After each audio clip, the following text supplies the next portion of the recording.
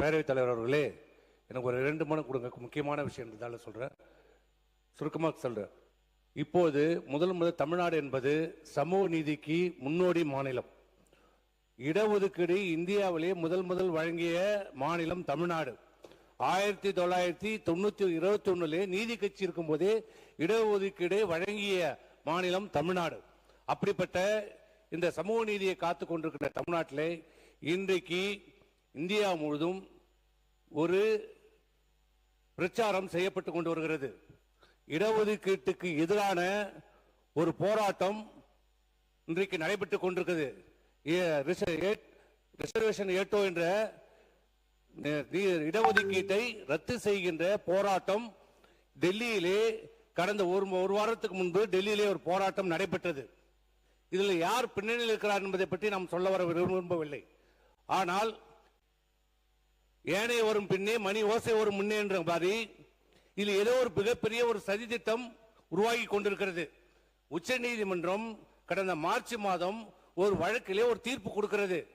OBC central ஓபிசியில அரசாங்கத்திலே பணியாற்றுகின்ற பிள்ளைகளுடைய அரசு வேலையில சேர்ந்தால் அவருடைய வருமானத்தை கணக்கில் கொள்ளப்படாது. ஆனால் அதே தனியார் நிறுவனத்திலே பணியாற்றுகிற அந்த பிற்படுத்த சார்ந்த பிள்ளைகளா இருந்தால் அவருடைய பெற்றோருடைய வருமானம் கணக்கில் எடுத்துக் கொள்ளப்படும். இது சமநீதிக்கு எதிரானது என்று சொல்லி உச்ச நீதிமன்றம் ஒரு தீர்ப்பை வழங்கி அப்படி கொடுக்க கூடாது. 2 பேருமே அந்த அரசாங்கத்தில் பணியாற்றுகிறவர்களுடைய பெற்றோருடைய சம்பளத்தை நீங்கள் கணக்கில் எடுக்க வேண்டும், தனியார் பணியாற்றுகிறவருடைய சம்பளத்தையும் கணக்கில் எடுக்கக்கூடாது என்று சொல்லுகிறது. ஆனால் இன்றைக்கு மத்திய அரசாங்கம் மீண்டும் உச்ச நீதிமன்றத்தை நாடுகிறது. இந்த தீர்ப்பு ஒரு குழப்பத்தை எங்களுக்கு ஏற்படுத்துகிறது. இதை பற்றி விசாரிக்க வேண்டும், இதற்கு எங்களுக்கு மாற்று தீர்ப்பு தர வேண்டும் சொல்லி இப்போ உச்ச நீதிமன்றம் இதுக்கு ஒரு சிறப்பு அமர்வு அமைப்பதாக சொல்லியிருக்கிறது. ஆக ஒரு மிகப்பெரிய ஒரு சதி திட்டம் இந்த இடஒதுக்கீட்டுக்கு எதிரான இன்றைக்கு நடைபெற்றுக் கொண்டிருக்கிறது. இன்றைக்கு குறிப்பாக உங்களுடைய மானிய கொள்கைகளுக்கு குறிப்பில் சொல்லியிருக்கிறீங்க, ஜாதிவாரி கணக்கெடுப்பு. மத்திய அரசாங்கம் ஜாதிவாரி கணக்கெடுப்பு மக்கள் தொகையோடு எடுக்கப்படுகிற ஜாதிவாரி கணக்கெடுப்பு முடித்த பிறகு எங்க மாநிலத்திலே ஜாதிவாரி கணக்கெடுப்பு எடுக்கப்படும் என்று சொல்றீங்க. ஆனால் இன்னைக்கு என்ன நிலைமை? மத்திய அரசாங்கம் அறிவித்திருக்கிற அந்த மக்கள் தொகை எடுப்போடு இருக்கிற ஜாதிவாரி கணக்கெடுப்புல 40 கேள்விகள் கேட்கப்படும் என்று சொல்லுகிறது.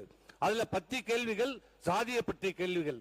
அதுலயும் குறிப்பா என்னன்னா, ஜாதிகளை பட்டியலிடப்படாது, ஜாதிகளை டிராப் டவுன் பண்ண முடியாது. ஜாதிகளை கேள்வி கேட்கும் போது நீங்களே சொல்லிக்க வேண்டியதா, செட்டியார் முதலியார் சொல்றது. அப்ப நாங்க வன்னியர்னா வன்னியர்ல வன்னியர்னு சொல்லுவோம், கவுண்டர்னுவான், படையாச்சுன்னுவான், பள்ளின்னுவான். அப்ப நீங்களே ஜாதின்னு சொன்னா வன்னியர்ன்றது அது ஒரு 10 பிரிவு இருக்கும், அந்த 10 ஜாதி ஆயிடும். ஒரு ஜாதியே 500 ஜாதி ஆகும், ஒரு ஜாதியே 1000 ஜாதி ஆகும். பட்டியல் கிடைக்காது. ஓபன் எண்டட் எனுமரேஷன் சொல்றாங்க, அந்த மக்களே அவருடைய ஜாதியை சொல்லணும்ன்றாங்க. இது திட்டமிட்டு கட்டமைக்கப்படுகிற ஒரு சதி. ஏனென்றால் 2011 அன்றைக்கு இருந்த யூபிஏ அரசாங்கம் எடுக்கப்பட்ட மக்கள் தொகை கணக்கெடுப்பிலும் இதே நடைமுறை தான் கையாளப்பட்டது. ஓபன் எண்டட் எனுமரேஷன் தான் பண்ணாங்க. அது என்னாச்சு?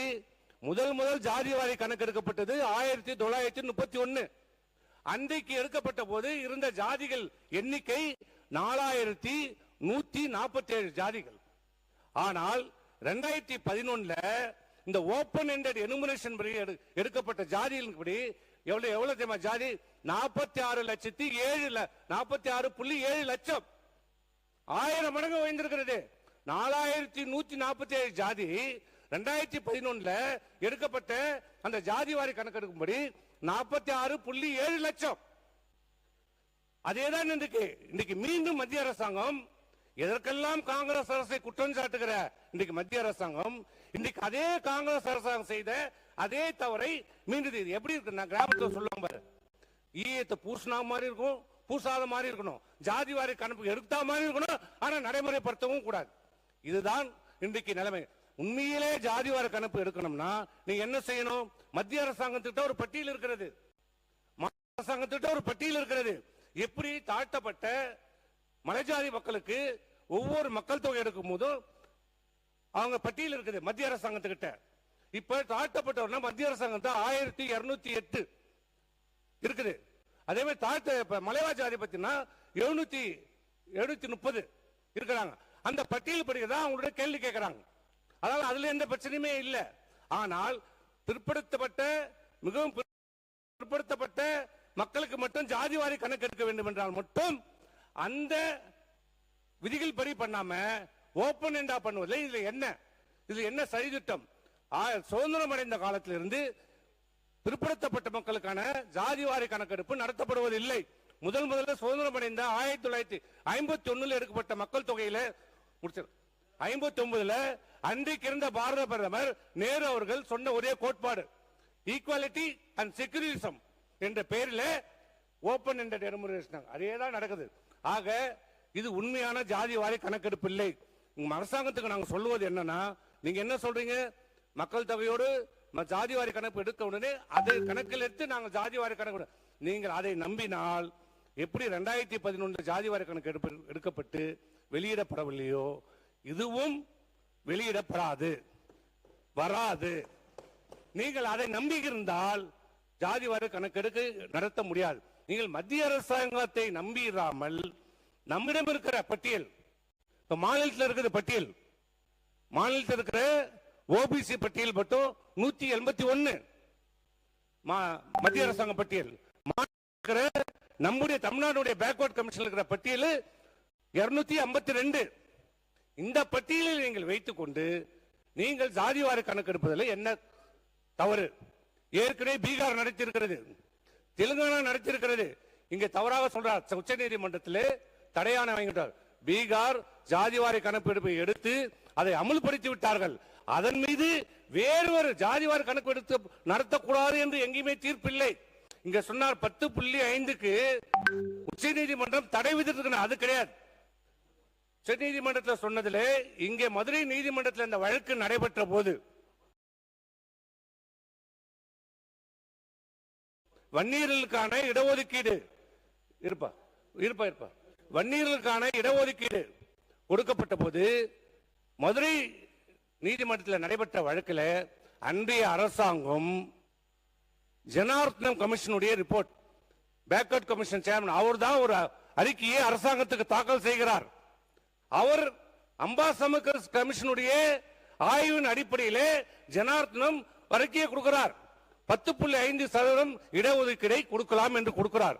அதன் அடிப்படையிலே அரசாங்கம் அரசாணை பிறப்பிக்கிறது. ஆனால் மதுரை உயர்நீதிமன்றத்தில் அந்த வழக்கு நடைபெற்ற போது அன்றைக்கு இருந்த அரசு வழக்கறிஞர் ஜனார்த்தனம் கமிஷன் கொடுத்த பரிந்துரை பற்றியே நீதிமன்றத்திலே எடுத்து உரைக்கவில்லை. திட்டமிட்டு இந்த இடஒதுக்கீடை காலாவதியாக்க வேண்டும் என்று அன்றைக்கு நீதிமன்றத்தில் அது திட்டமிட்டு மறுக்கப்பட்டது. அதன் அடிப்படையில் கொடுக்கப்பட்ட தீர்ப்பு தான் உச்சநீதிமன்றம் என்ன சொன்னாங்க, உள்ஒதுக்கீடு கொடுப்பதற்கு மாநில அரசாங்கத்துக்கு முழு அதிகாரம் உண்டு. ஆனால் புதிதாக தரவுகளை இடுங்கள். அது ஏற்கனவே பழைய தரவுகளாக இருக்கிறது, புதியதாக தரவுகள் எடுங்கள் என்று சொன்னோம். ஆனால் அன்றைக்கு இருந்த ஆட்சியாளர்கள் 5 ஆண்டு காலமாக சாதிவாரி கணக்கெடுப்பதற்கு எங்களுக்கு அதிகாரம் இல்லை, மத்திய அரசாங்கத்தை கையை காட்டிக் கொண்டே இருந்தார்கள். ஆனால் ஒரு கடிதம் எழுதியதாக சொல்கிறார்களே, நாங்கள் பிற்படுத்த ஆணையத்திற்கு ஒரு கடிதம் எழுதி விட்டோம், நீங்கள் பரிந்துரை, எப்படி பரிந்துரை பண்ண முடியும்? ஜாதிவாரி கணக்கெடுப்பு எடுத்து அதனுடைய அறிக்கையும் பிற்படுத்தப்பட்ட ஆணையத்திற்கு வந்த பிறகுதான் அந்த ஆணையம் அரசாங்கத்திற்கு பரிந்துரை செய்கிறோம். எதையுமே பண்ணாம ஒரு லெட்டர் எழுதி எப்படி பரிந்துரை பண்ண முடியும்? இப்படி திட்டமிட்டு. அது மட்டுமல்ல, இன்னைக்கு இடஒதுக்கீட்டை ரத்து செய்வதற்கு சட்ட திருத்தம் தேவையே இல்லை என்ற ஒரு கோட்பாட்டை இன்றைக்கு ஆளும் அரசுகள் செயல்படுத்திக் கொண்டிருக்கின்றன. என்னன்னா, வேலை வாய்ப்புல இன்னைக்கு மத்திய அரசாங்கத்தில் 8 லட்சம் வேலை வாய்ப்புகள் காலியாக இருக்கிறது. முடிச்சிட்டேன். தமிழகத்தில் கிட்டத்தட்ட 15 லட்சம் வேலை வாய்ப்பு ஒப்புதல் அளிக்கப்பட்ட வேலை வாய்ப்பு, அதுல கிட்டத்தட்ட 5 லட்சம் வேலை வாய்ப்புகள் காலியா இருக்கிறது. இதுல 90% வேலை வாய்ப்பு யார் என்றால் அந்த இடஒதுக்கீடு பயனடைகிறவர்கள். அதாவது இடஒதுக்கீடு நீக்க வேண்டும் என்றால் நீங்கள் ஆட்களை வேலைக்கு எடுக்க வேண்டாம். இந்த நிலையை தான் இன்றைக்கு அரசாங்கம் செய்து கொண்டிருக்கிறது. ஆகவே இந்த அரசை கேட்டுக்கொள்வதெல்லாம், நீங்கள் மத்திய அரசாங்கத்தை எதிர்பார்த்து காத்துக் கொண்டில்லாமல் நீங்களே மாநில அரசாங்கமே மற்ற மாநில அரசாங்கம் எப்படி செய்ததோ நீங்களும் ஜாதி வாரி கணக்கெடுப்பு எடுத்து உண்மையிலே பாதிக்கப்பட்ட மக்களுக்கு இங்க வேண்டிய அந்த அரசினுடைய திட்டங்கள் வேலை வாய்ப்புகள் செயல்படுத்த முன்வர வேண்டும் என்று கேட்டுக்கொள்கிறேன்.